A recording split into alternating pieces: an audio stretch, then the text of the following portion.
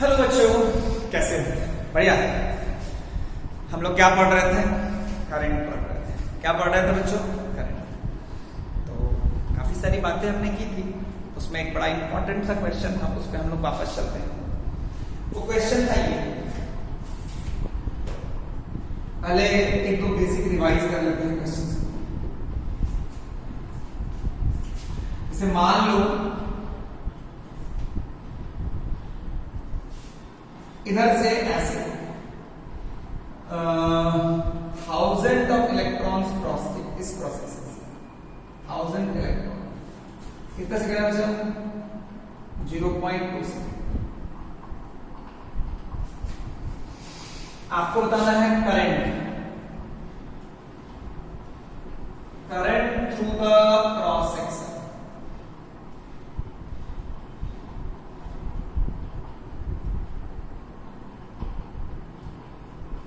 Option A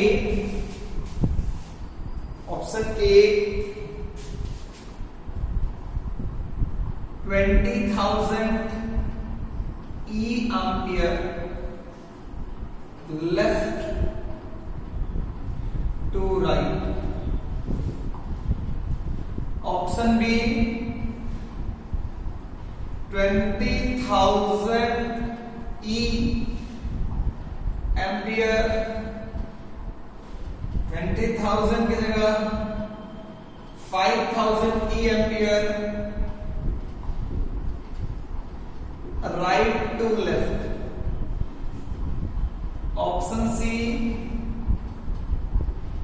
10,000 5,000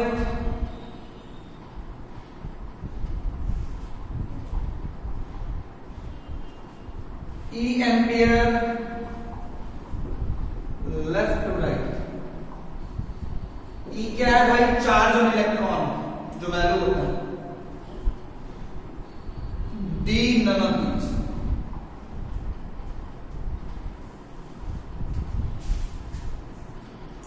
बनाइए, बढ़िया से सोच के बनाइए, सोच के बनाइए।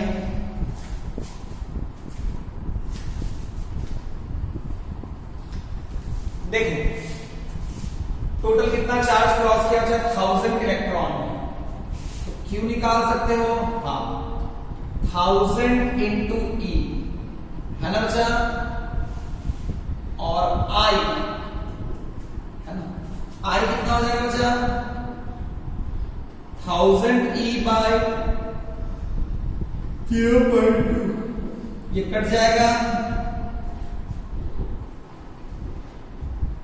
5,000 E एम्पियर। अगर ध्यान से देखोगे इधर नेगेटिव चार्ज गया है, इधर नेगेटिव जाने का मतलब है नेगेटिव इधर फ्लो किया, इसका मतलब पॉजिटिव इधर जाएगा। पॉजिटिव नेगेटिव इधर जाने का मतलब है, अगर आपको पता है कि इधर 1000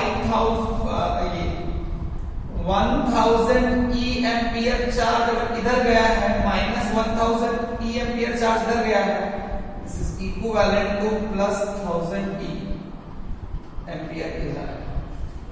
दोनों में से किसी भी डायरेक्शन में सोच सकते हो बात। तो डिवाइड करने के बाद 5,000 E ampere left to right, right to left. ये लेफ्ट हो गया, ये लेफ्ट हो गया, राइट हो गया, तो राइट टू लेफ्ट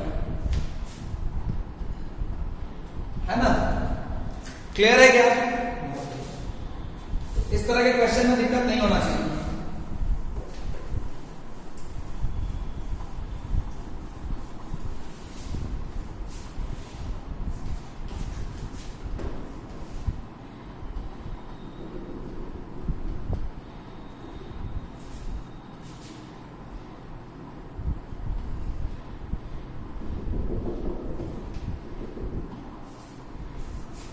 देखो मान लो इधर गया है ऐसे,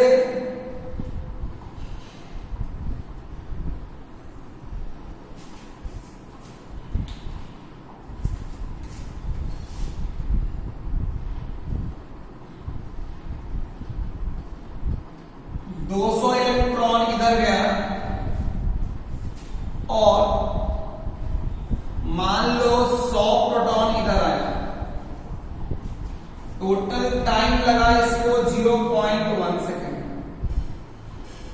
है ना। अभी भी current through the cross section बताना है ना। रहने दो सब कुछ को, इसको बस 3000 कर लो, इसको 3000 कर लो, 3000 E और इसको कर लो 3000।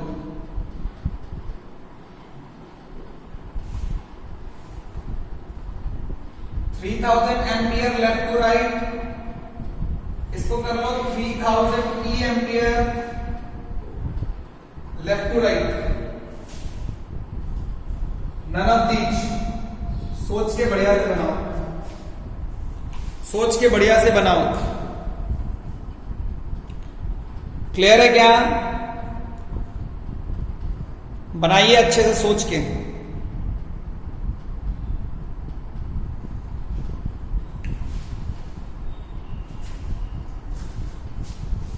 देखो अभी तक जितने क्वेश्चन थे उसमें एक ही टाइप का चार्ज पार्टिकल क्रॉस कर रहा था, तो क्यों निकालने में दिक्कत नहीं था।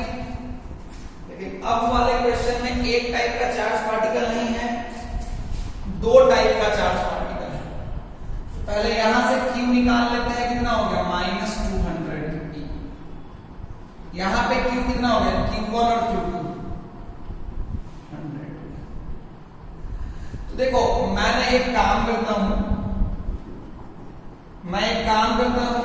मैं दोनों को एक नेगेटिव में लिखा हुआ है, एक पॉजिटिव में लिखा हुआ है, मैं दोनों को पॉजिटिव में कर लेता हूं। तो ये तो ठीक ही है भाई, ये जा रहा है 100E, कोई दिक्कत नहीं है। क्योंकि इधर -200E है, देखो पार्टिकल्स तुम इलेक्ट्रॉन है तो ये -200E हो जाएगा। इधर कितना हो गया बच्चा, 200E। क्या हो गया बच्चा, 200E। तो बेसिकली टोटल Q कितना हो जाएगा, देखो मैंने इसी को ऐसे लिख दिया है, तो Q कितना हो गया बच्चा 300E। I equal to 300E by what, 0.1, 3000E ampere. 3000E ampere किधर है, left to right, right to left, left to right, right to left.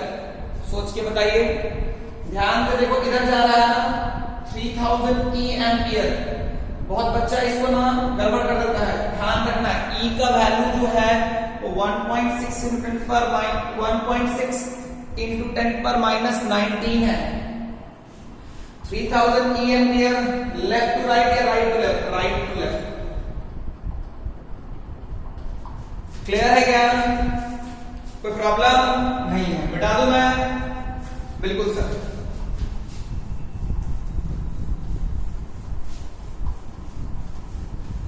तो ये बात समझ में आनी चाहिए सर, है ना। देखो इसका ये ना आपके बुक में ही दिया हुआ है, 10th ICSE के सेलिना में दिया हुआ है। जैसे ये जगह की जरूरत होती है, मान लो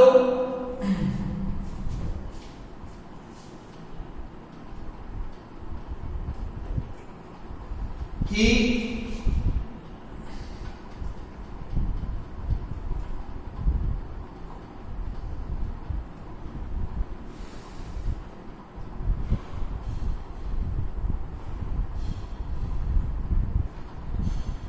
जैसे इसका जरूरत कहां से होता है मैं बता रहा हूं। सपोज करो मान लो एक सॉल्यूशन में मैंने क्या डाल दिया बच्चा,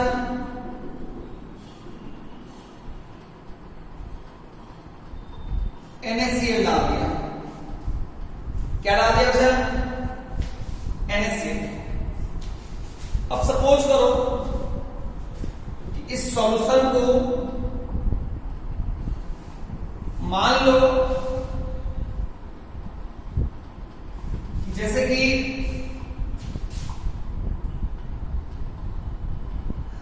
मैं आपसे क्या बोलता हूं कि NaCl का सॉल्यूशन है। अब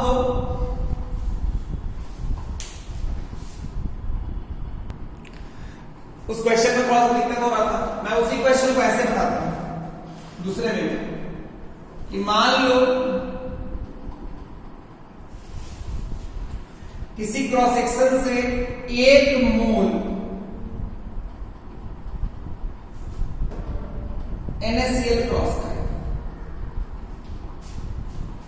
है ना। इस क्रॉस सेक्शन से NaCl को पास करना है। पॉजिटिव चार्ज इधर जाएगा और नेगेटिव चार्ज इधर जाएगा। अगर पॉजिटिव होगा तो वो इधर जाएगा, नेगेटिव होगा तो इधर। 1 मोल NaCl पास किया इस क्रॉस सेक्शन में, पॉजिटिव चार्ज इधर जाएगा, नेगेटिव चार्ज इधर जाएगा। टाइम लग रहा है 0.2 सेकेंड। टाइम लग रहा है 0.2 सेकेंड। आपको बताना है करंट। ऑप्शन 1 जो है वो है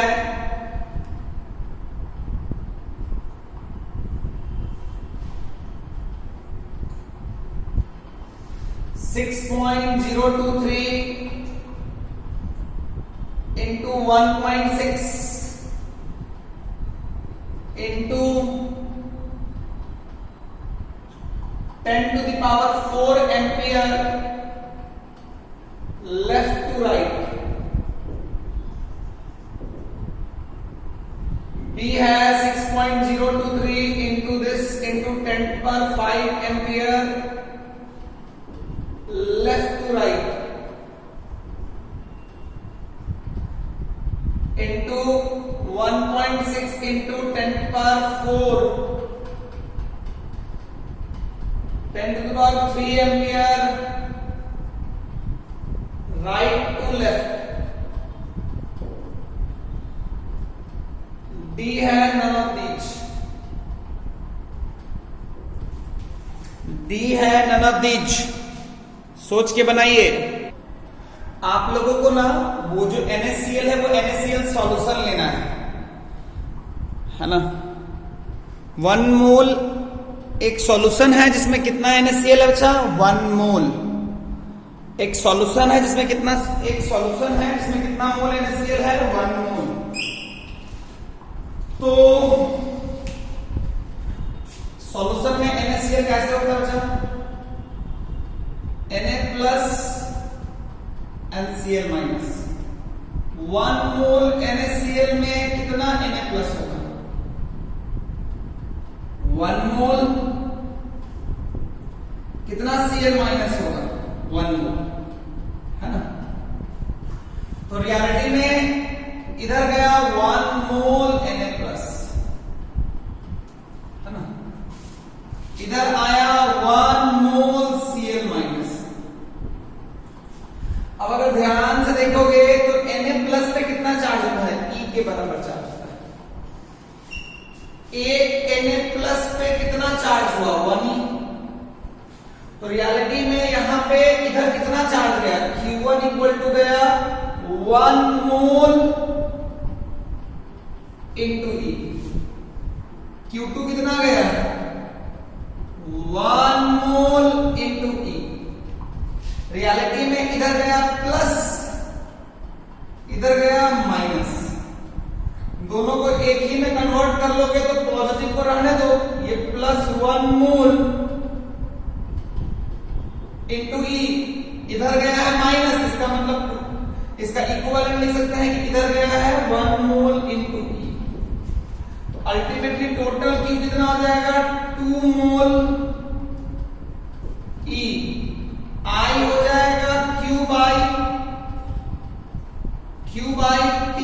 Q हो गया 2 into 6.023 into 10 to the power 23 into 1.6 into 10 to the power minus 19 by 0.2 into 10 से मल्टीप्लाई हो गया, कट गया। ये 6.023 है, ये 1.6 है। दिस ये कितना हो गया? 10 to the power 23 into 10 to the power 19 10 to the power 4 into 10 कितना हो गया? 10 to the power 5। इधर से इधर आया, लेफ्ट टू राइट डी। ऐसे क्वेश्चन दे सकते हैं आपको, है ना। ऐसे क्वेश्चन दे सकते हैं, कोई प्रॉब्लम नहीं। मिटा दूं मैं? एक और क्वेश्चन करो।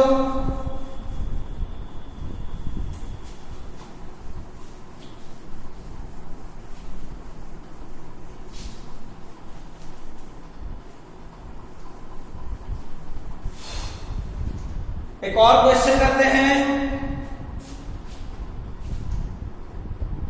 ये क्रॉस सेक्शन है, पॉजिटिव चार्ज इधर जाएगी, नेगेटिव चार्ज इधर आएगी। 1 मोल ऑफ H2SO4 पास करता है कितने टाइम में? 0.4 सेकेंड में। Option A.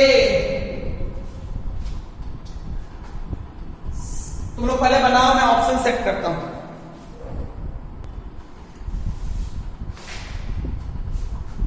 6.023 into 10 to power 20, 6.023 into 1.6 into 10 to power, मुझे लगता है ना ये अप्रोक्सीमेटली 10 होना चाहिए। 6.023 into 10, 16 जो है मेरे ख्याल से 10 होना चाहिए। एक बार मैं कैलकुलेट, रफली 9.6 आता है। खैर तुम लोग चिल्लाने लगो इसकी वजह से। 10 to the power 4 left to right current, B this into 10 to the power 5 left to right, C this into 10 to the power 3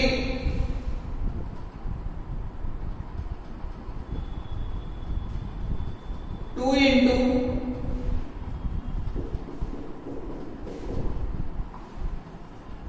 D none of each।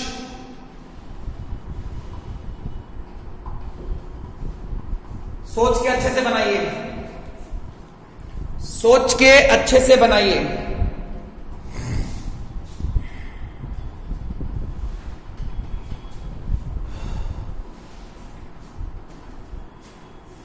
ध्यान से देखिए, ध्यान से देखिए।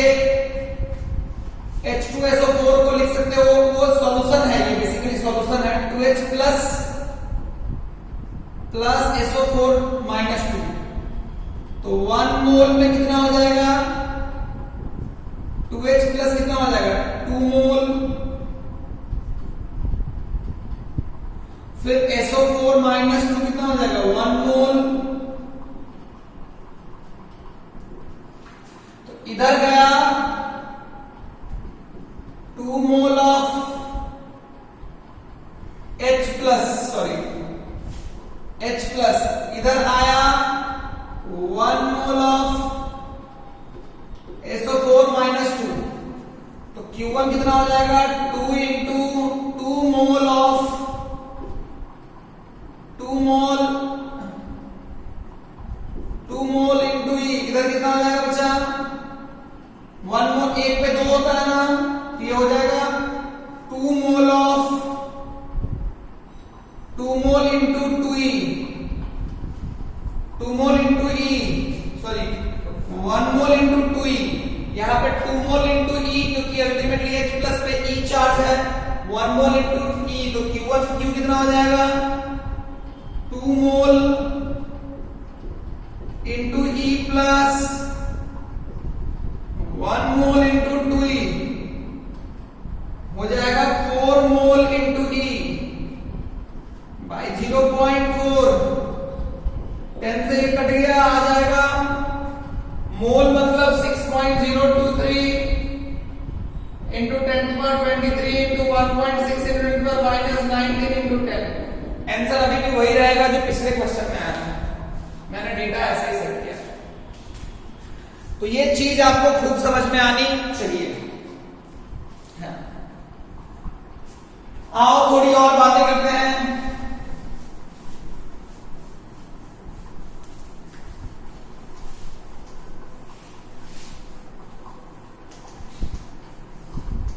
Types of material.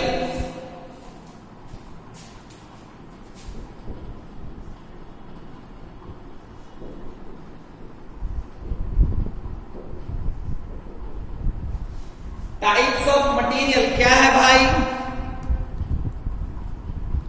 ध्यान से देखो, अगर मटेरियल के टाइप के बारे में बात करनी है तो 3 टाइप का। पहला इंसुलेटर,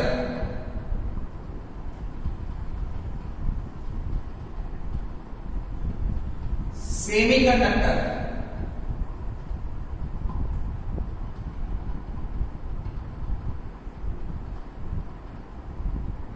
और तीसरा कंडक्टर। अगर तुम चीजों को ध्यान से देखोगे ना तो करंट जो बनता है वो फ्री चार्जेस की वजह से बनता है। अगर रियलिटी में थोड़ी देर पहले मैंने पिछले लेक्चर में बताया था कि करंट कंस्टिट्यूट करने वाला इलेक्ट्रॉन होता है। इंसुलेटर के पास भी इलेक्ट्रॉन है, सेमीकंडक्टर के पास भी इलेक्ट्रॉन है, कंडक्टर के पास भी इलेक्ट्रॉन है ना। तो ध्यान से देखोगे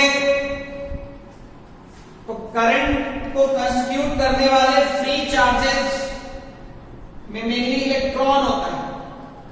फ्री चार्ज का कहने का मतलब क्या है? इलेक्ट्रॉन क्या इंसुलेटर में नहीं होता है? होता है। सेमीकंडक्टर में नहीं होता है? होता है। कंडक्टर में नहीं होता है? होता है। तीनों में ही होता है, चाहे वो इंसुलेटर हो, चाहे वो कंडक्टर हो, चाहे वो या सेमीकंडक्टर। लेकिन इलेक्ट्रॉन तो इसमें भी है, इसमें भी है, इसमें भी है, लेकिन फिर भी ये करंट कंस्टिट्यूट नहीं करता है। ये थोड़ा बहुत करता है और ये मस्त करता है, बढ़िया। तो रियलिटी में हमारे लिए चार्जेज करंट को कंस्टिट्यूट करने वाले इलेक्ट्रॉन्स को ऐसे नहीं बोलेंगे, फ्री इलेक्ट्रॉन बोलेंगे। क्या बोलेंगे sir? Free electron. Free electron किसको बोलते हैं? जैसे मान लो, सपोज करो, मान लो कोई भी मेटल ले लो। मेटल क्या होता है? मेटल जैसे मान लो आयरन ही ले लो, तो ना वो स्टेबिलिटी गेन करता है इलेक्ट्रॉन को लूज करके। तो भले ही आयरन का ही रॉड हो, लेकिन अगर उसमें देखोगे ना तो उसमें ना हर आयरन का एटम 1 या 2 इलेक्ट्रॉन काफी लूजली, जो आउटर मोस्ट ऑर्बिट में इलेक्ट्रॉन्स होते हैं, है ना, वो बहुत लूजली बाउंडेड होते हैं। Outer generally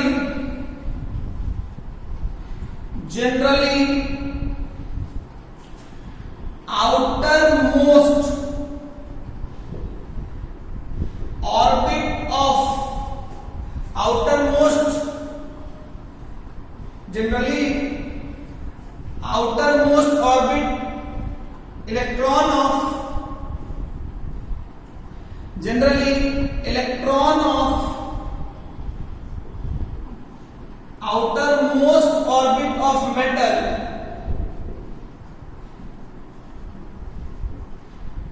are loosely bounded.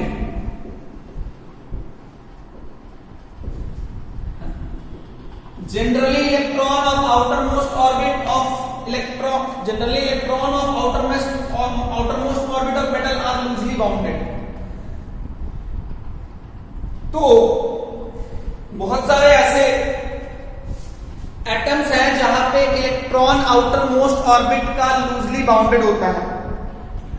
तो उसमें देखा गया है कि वो सब इलेक्ट्रॉन फ्री हो जाते हैं, वो मटेरियल में घूमते रहते हैं इधर उधर। ऑल्दो वो एक पार्ट है, ओवरऑल पूरा मटेरियल न्यूट्रल है, लेकिन अगर एटम वाइज देखे तो एटम जो था ना, एटम से एक एक दो इलेक्ट्रॉन बाहर निकल चुका है। एटम से एक एक दो इलेक्ट्रॉन बाहर निकल चुका है। तो ऐसे अगर एक एक दो हर एटम लूज कर देगा तो आप पाओगे कि एक सी ऑफ फ्री इलेक्ट्रॉन्स हो गया है। तो कंडक्टर में क्या होता है ना, sea of free, it's like sea of free electron, sea of free electron, है ना। सेमीकंडक्टर में क्या होता है, थोड़ा बहुत, मतलब उसमें जो वो जो एटम्स होते हैं वो लूज कर भी सकते हैं, नहीं भी कर सकते हैं। तो जनरली इसको आप बोल सकते हो very less free electrons, very less free electrons. और इसमें जो होता है almost zero free electrons. Type of material में मैंने 3 मटेरियल की चर्चा की, इंसुलेटर, सेमीकंडक्टर एंड कंडक्टर। अगर इन तीनों मटेरियल को जो मैंने डिवाइड किया है वो करंट कंस्टिट्यूट करने पे, मतलब मैंने मटेरियल को डिवाइड किया कि उससे करंट फ्लो कर सकता है कि नहीं, तो इंसुलेटर से करंट फ्लो नहीं कर सकता है। करंट कैसे फ्लो करेगा भाई, वहां पे कोई फ्री इलेक्ट्रॉन्स अवेलेबल नहीं है। सेमीकंडक्टर से भी करंट फ्लो बहुत कम अमाउंट का करंट फ्लो करता है, क्योंकि उससे उसमें जो फ्री इलेक्ट्रॉन्स की संख्या होती है वो बहुत कम होती है। कंडक्टर एक मस्त बढ़िया होता है जिससे बहुत सारे फ्री इलेक्ट्रॉन्स, इससे बढ़िया करंट पास कर सकता है, जिसमें बहुत सारे फ्री इलेक्ट्रॉन्स अवेलेबल होता है। यूजुअली जो कंडक्टर्स होते हैं वो मेटल्स होते हैं, यूजुअली जो कंडक्टर्स होते हैं वो मेटल होते हैं। मेटल में ही इलेक्ट्रॉन लूज करने की प्रोबेबिलिटी होती है ना। तो ये ध्यान रखिएगा, है ना। मटेरियल को मैंने यहां पे डिवाइड किया था कि वो करंट कंस्टिट्यूट कर सकता है कि नहीं कर सकता। यहां पे सी ऑफ फ्री इलेक्ट्रॉन कहने का मतलब ये नहीं है कि कोई समुद्र है इलेक्ट्रॉन का। मतलब जैसे सी में बहुत ज्यादा पानी होता है, वहां पे पानी की कोई कमी नहीं है, वैसे ही इलेक्ट्रॉन में कंडक्टर में फ्री इलेक्ट्रॉन्स की कोई कमी नहीं है। कंडक्टर में फ्री इलेक्ट्रॉन्स की कोई कमी नहीं है। क्लियर हो गया क्या? हाँ सर। अच्छा,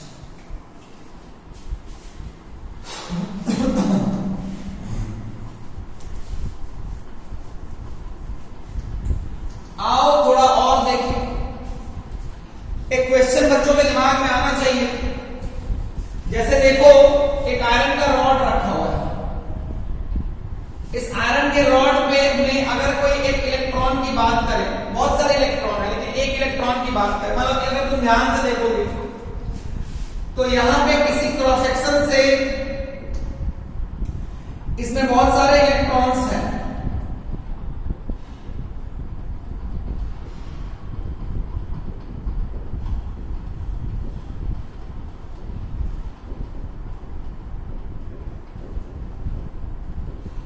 बहुत सारे इलेक्ट्रॉन्स हैं और वो काफी तेजी से घूमते हैं, कोई रेस्ट में रहता नहीं है। तो क्वेश्चन है कि an iron rod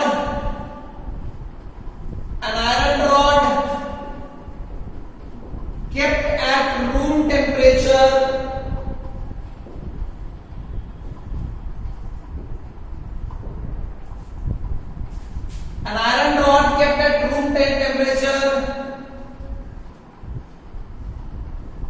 does not constitute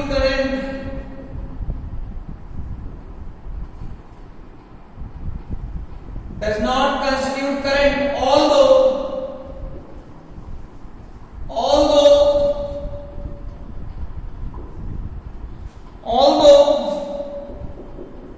it has,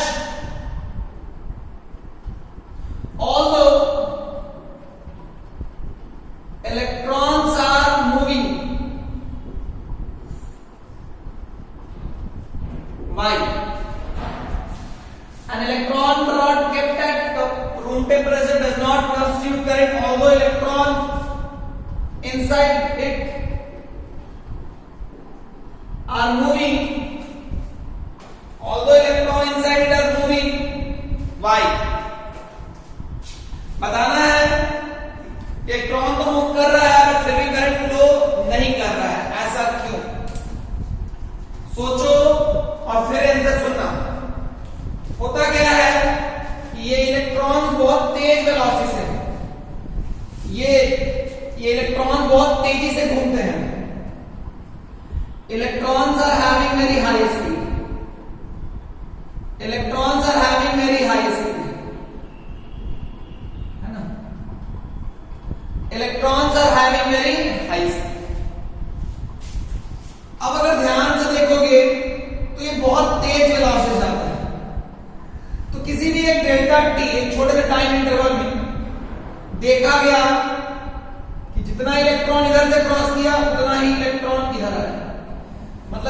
cross section से अगर आप देखोगे, किसी भी क्रॉस सेक्शन से अगर आप देखोगे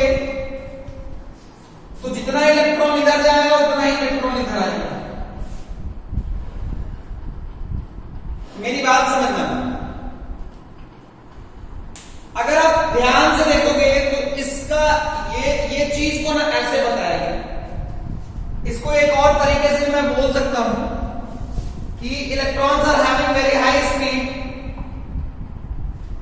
है ना, electrons are having very high speed and its displacement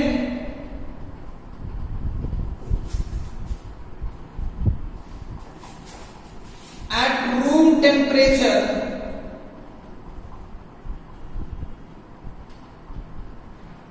room temperature electron are having very high speed and its displacement is zero in displacement is zero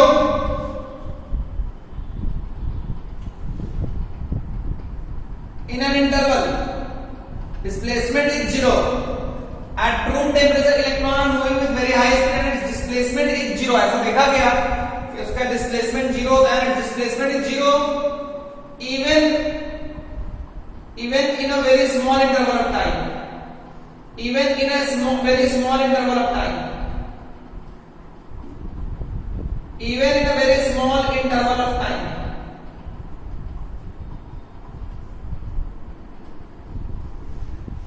ये बात बहुत इंपॉर्टेंट है, ये बात बहुत इंपॉर्टेंट है। At room temperature electron are moving with very high speed and its displacement is zero even in a very small interval of time. Displacement zero होने का क्या मतलब है कि अगर आप कोई भी इंटरवल ले लोगे तो मान लो ये ऐसे गया, ऐसे गया, ऐसे गया, ऐसे गया, ऐसे, ये इसका पार्ट है।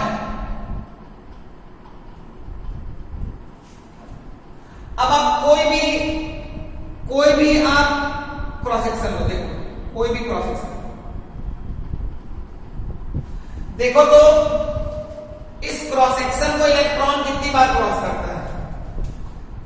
इस क्रॉस सेक्शन को इलेक्ट्रॉन कितनी बार क्रॉस कर रहा है? 2 बार।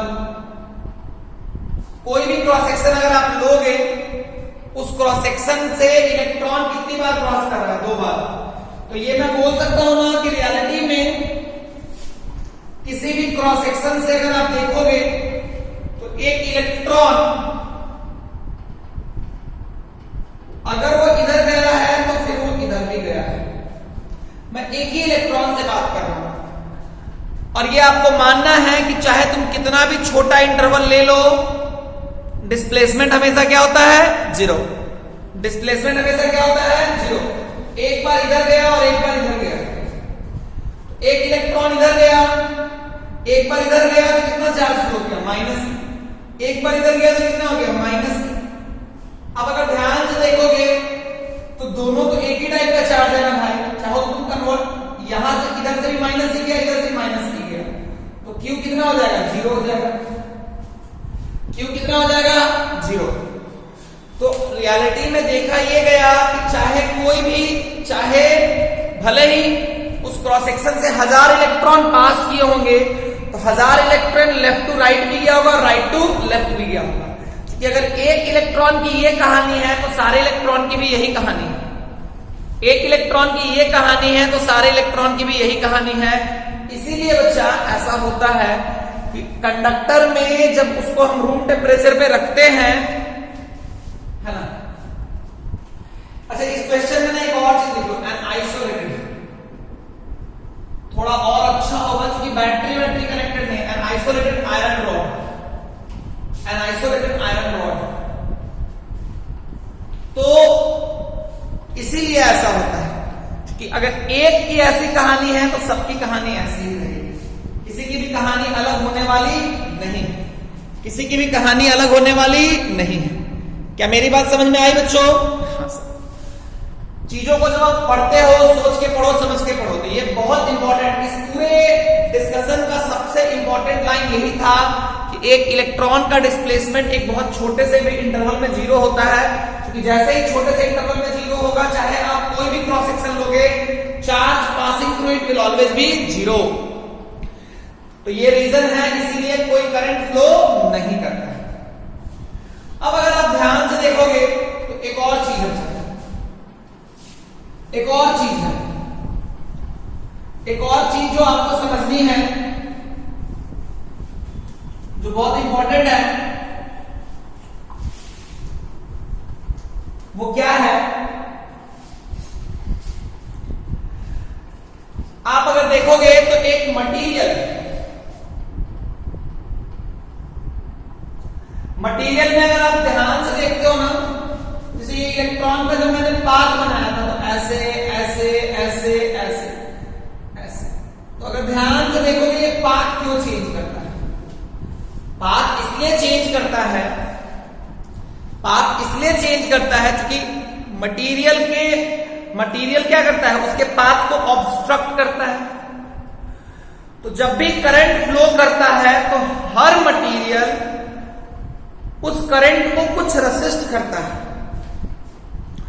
तो इसीलिए एक प्रॉपर्टी हर मटेरियल के लिए बनाई गई, जिसको हम लोग क्या बोलते हैं बच्चा? रेसिस्टेंस। तो रेसिस्टेंस क्या है बच्चा? करंट किससे फ्लो करता है? करंट किससे फ्लो करता है? कंडक्टर से। ऑल्दो सेमीकंडक्टर से भी करंट फ्लो करता है, लेकिन हम लोगों को पढ़ना यहां पे कंडक्टर ही है, थोड़ा बहुत सेमीकंडक्टर पढ़ना है। तो हम ऐसे बोल सकते हैं रेसिस्टेंस। ये क्या है अच्छा? It is a property,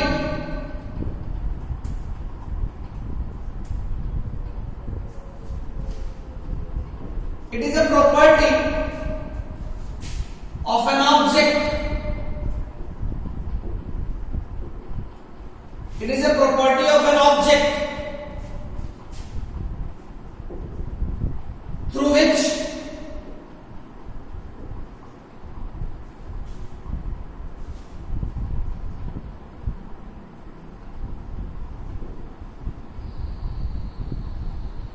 it is a property of an object through which current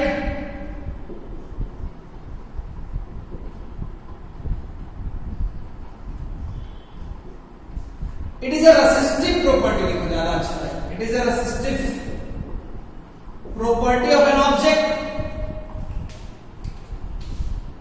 through which current is passing, मतलब जिससे भी करंट पास करता है उस ऑब्जेक्ट की एक प्रॉपर्टी होती है, जिसको हम लोग क्या बोलते हैं? रेसिस्टेंस बोलते हैं। बुक्स में जो डेफिनेशन दिया होगा आप उसी को याद कीजिएगा। मेरा काम है समझाने का, मेरा काम है समझाने का। तो कभी भी किसी भी ऑब्जेक्ट से अगर करंट पास कर रहा है तो उस ऑब्जेक्ट की एक प्रॉपर्टी है, जिसको हम लोग क्या बोलते हैं बच्चा? Resistance. It is a resistive property. मैंने रेसिस्टिव क्यों लिखा? रेसिस्टिव इसलिए लिखा है कि अगर रेसिस्टेंस ज्यादा हुआ तो करंट फ्लो करने में दिक्कतें ज्यादा आएंगी, करंट फ्लो करना आसान नहीं रहेगा। तो रेसिस्टेंस ज्यादा होने का मतलब है कि करंट फ्लो करने में दिक्कतें ज्यादा आएगी, है ना? तो मेरी बात समझना, इसको कैसे डिफाइन किया जाता है? इसको ना हम लोग एक एक्सप्रेशन में समझेंगे। मान लो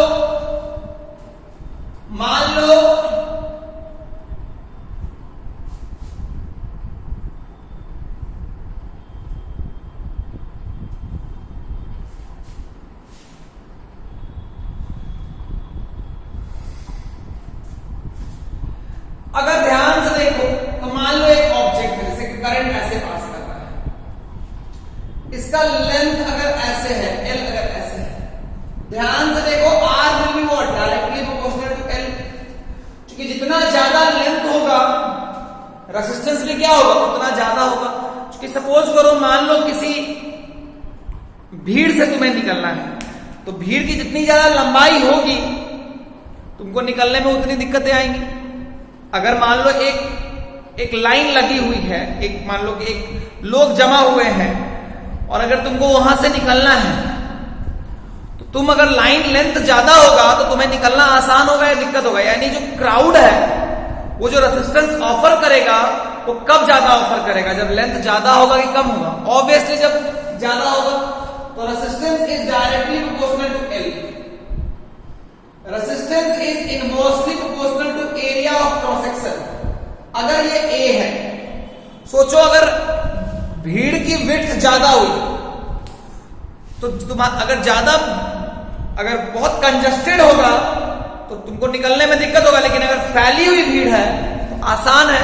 तो रेसिस्टेंस क्या होगा, तुम्हारा निकलना आसान होने का मतलब भीड़ ने रेसिस्टेंस कम ऑफर किया, तो एरिया ऑफ क्रॉस सेक्शन ज्यादा होने का मतलब है कि रेसिस्टेंस कम हो गया। अब इन दोनों प्रोपोर्शनलिटी को अगर एक साथ लाया जाए और प्रोपोर्शनलिटी इसको हम ऐसे लिखते हैं L by A। यहां पे अगर प्रोपोर्शनलिटी हटाया जाए आएगा रो L by A। ये रो क्या है, रो है जिस मटेरियल का वो ऑब्जेक्ट बना हुआ है, जिस मटेरियल का वो ऑब्जेक्ट बना हुआ है। Rho is what, resistivity of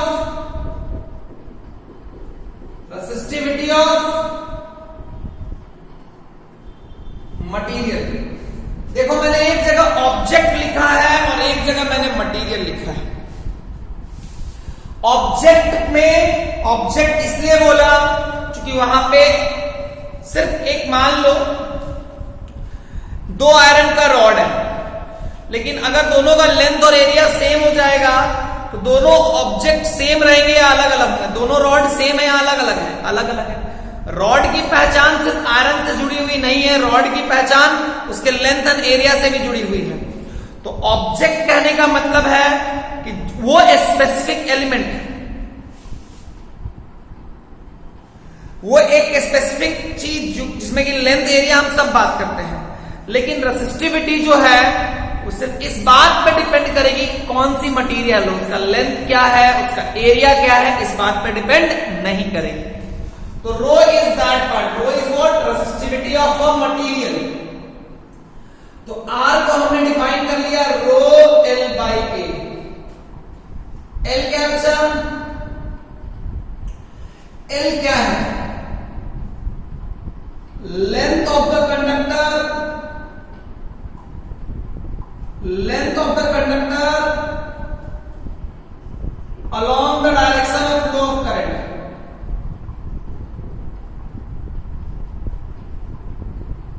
along the direction of flow of current। A क्या है, area of cross section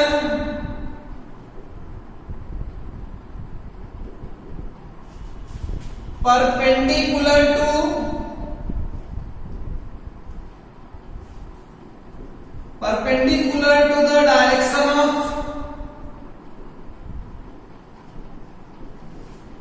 flow of current। Rho is what, resistivity of the material, resistivity of the material।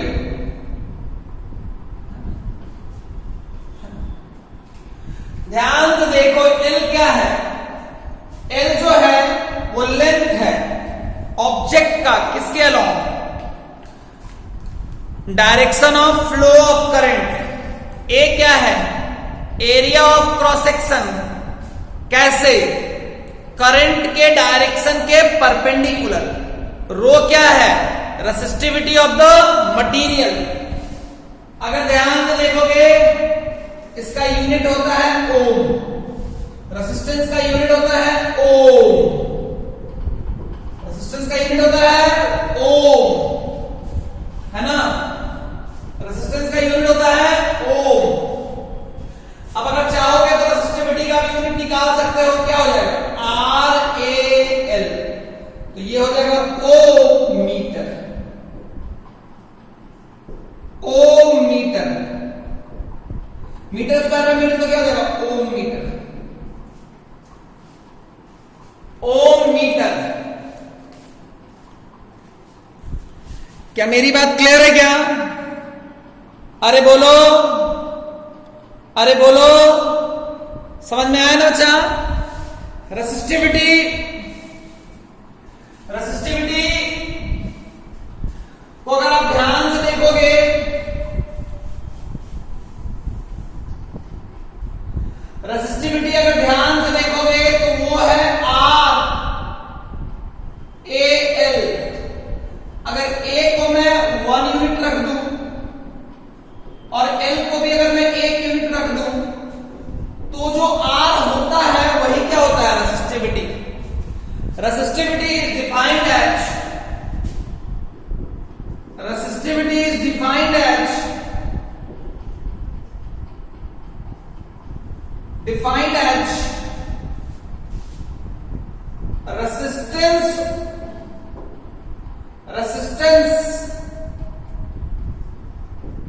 resistance of the material,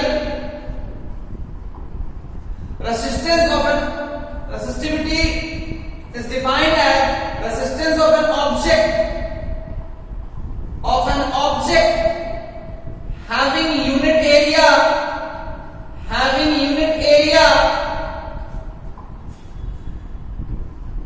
unit length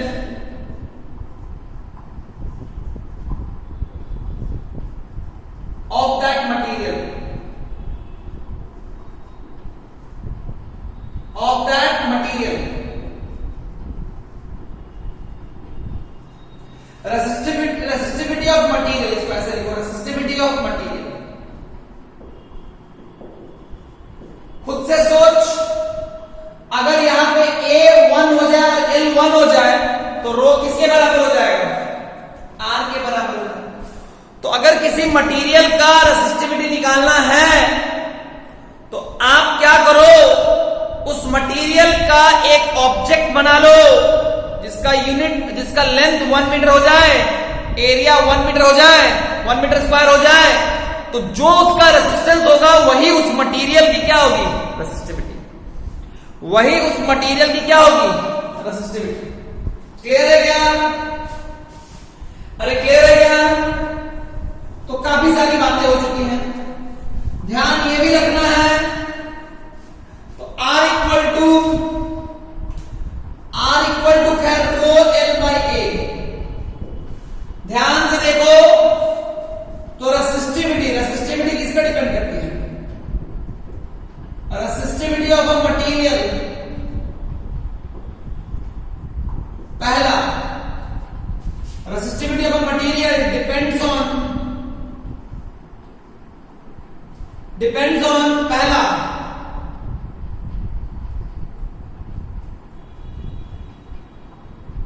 material itself,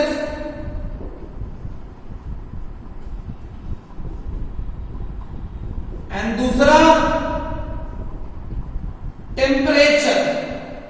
अगर temperature बदल दोगे तो उस material की resistivity बदल जाती है। रेसिस्टिविटी ऑफ मटेरियल, देखो रेसिस्टिविटी को हम ऑब्जेक्ट से आइडेंटिफाई नहीं कर रहे, हम उसको, जिस मटेरियल का वो ऑब्जेक्ट बन रहा है उस मटेरियल की रेसिस्टिविटी बोलते हैं। तो मटेरियल इटसेल्फ एंड टेम्परेचर, अगर टेम्परेचर घटाओगे बढ़ाओगे तो चाहे कोई भी मटेरियल होगा उसकी रेसिस्टिविटी बढ़ेगी। Resistance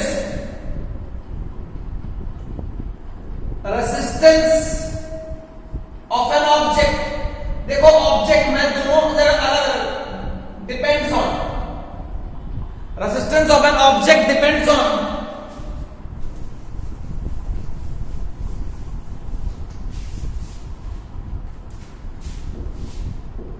resistance of an object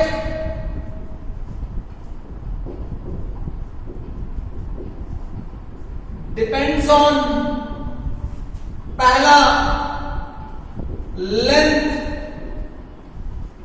length of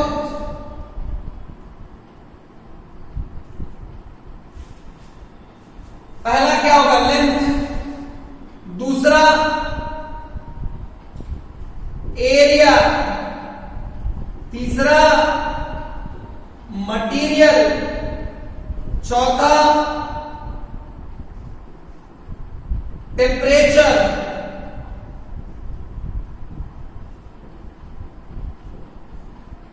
पांचवा length, area, material, temperature. ICSE में यही तक लिखते हैं, इसमें ये दोनों लिखते हैं और इसमें ये दोनों लिखते हैं। लेकिन नॉलेज के पर्सपेक्टिव से देखोगे तो मान लो ये क्यूब है, मान लो ये क्यूब है, ये कंडक्टर है, कंडक्टर क्यूब नहीं है, क्यूबॉइड है। मान लो ये ए है, ये सी है और ये बी है। इसकी रेसिस्टिविटी रो है। एक कंडक्टर है,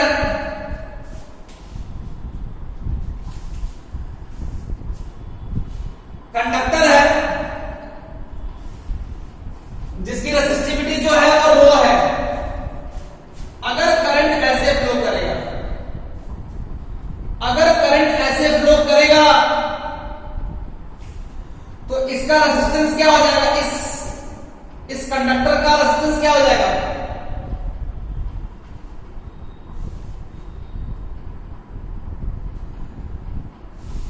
इसका रेजिस्टेंस हो जाएगा रो। इसका देखो लेंथ ऑफ क्रॉस सेक्शन कितना है, ए क्या है अच्छा, ए लेंथ ऑफ क्रॉस सेक्शन कितना हो गया, ए, और एरिया क्या हो जाएगा 20। अगर मान लो करंट ऐसे फ्लो कर गया तब क्या हो जाएगा, रो लेंथ क्या हो जाएगा सी, एरिया क्या हो जाएगा, area of cross section. Area कैसे लेते हैं, फ्लो ऑफ डायरेक्शन के परपेंडिकुलर। सोचो अगर ऐसे जा रहा था, अगर ऐसे जाएगा तो ये होगा ना, ये वाला एरिया बीसी। अगर ऊपर से आएगा तो ये वाला ना, बेस ना, तो क्या हो जाएगा एबी। देखो मेरा ऑब्जेक्ट वही है, मेरा कंडक्टर चेंज नहीं कर रहा है। अगर मैं कंडक्टर की बात करता हूं तो मैं कंडक्टर भी बोल सकता हूं, ऑब्जेक्ट भी बोल सकता हूं, है ना। प्रेफरेबल है कंडक्टर बोलिए। तो अगर आप ध्यान से देखोगे तो direction of flow of current पे भी डिपेंड करेगा, direction of flow of current.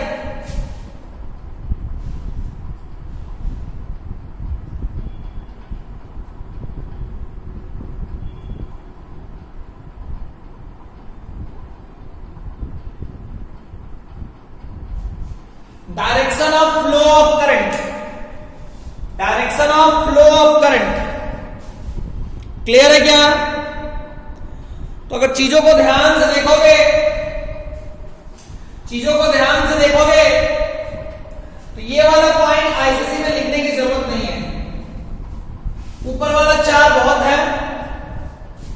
यहां पे ऑब्जेक्ट की जगह कंडक्टर भी लिख सकते हैं, क्योंकि हमें सिर्फ किसके लिए पढ़ना है, कंडक्टर के लिए पढ़ना है, रेजिस्टेंस ऑफ एन ऑब्जेक्ट। लेकिन मैंने ऑब्जेक्ट इसलिए बोला था ताकि आप इस चीज को समझ पाओ कि एक ऑब्जेक्ट की मटेरियल और ऑब्जेक्ट में काफी अंतर है। क्योंकि ऑब्जेक्ट में उसका लेंथ, उसका वेट, उसका एरिया, ये सब भी आता है।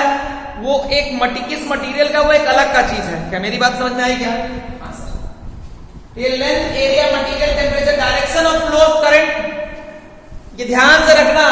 ये R equal to rho L by L में एल क्या है, length of the cross section perpendicular to the length of cross section along the direction of flow of current. देखो क्यूबॉइड में मेरा L क्या होगा, वो इस बात पर डिपेंड करेगा कि direction of flow of current कैसा है। A किधर होगा, वो इस बात पर डिपेंड करेगा कि area of flow of cross, area perpendicular to the flow of cross section लेना है, area perpendicular to the flow of cross section लेना है। क्लियर है क्या बच्चा? तो ये दोनों बात ध्यान रखना। अगले क्लास में इसमें न्यूमेरिकल करेंगे। आज के लिए इतना ही। टाटा बच्चा, बाय।